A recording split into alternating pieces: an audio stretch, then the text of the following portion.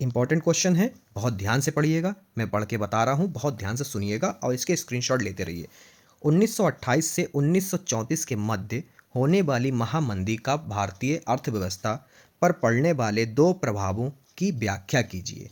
उत्तर में आप लिखेंगे 1928 से 1934 के मध्य वैश्विक महामंदी का भारतीय अर्थव्यवस्था पर निम्नलिखित दो प्रभाव पड़े। नंबर एक, कृषि संकट और किसानों की परेशानी। भारतीय किसानों को अपनी उपज के लिए उचित मूल्य नहीं मिला, क्योंकि वैश्विक बाजार में कृषि उत्पादों की मांग और कीमतें गिर गईं। इससे किसान कर्ज में डूब गए और आर्थिक रूप से कमज़ोर हो गए। दूसरा बच्चों बहुत ध्यान से देखिएगा, ठीक है? वीडियो को लाइक कर दीजिए अभी। ओके। नंबर दो, औद्योगिक उत्पादन और व्यापार में गिरावट।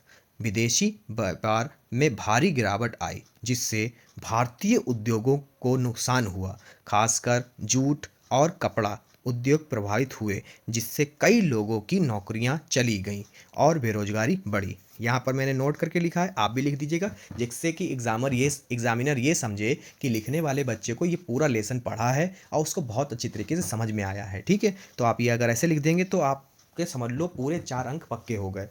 तो आप लिखेंगे, इस महामंदी के कारण भारतीय अर्थव्यवस्था संकट में आ गई, लोगों की आय घटी और गरीबी बढ़ी।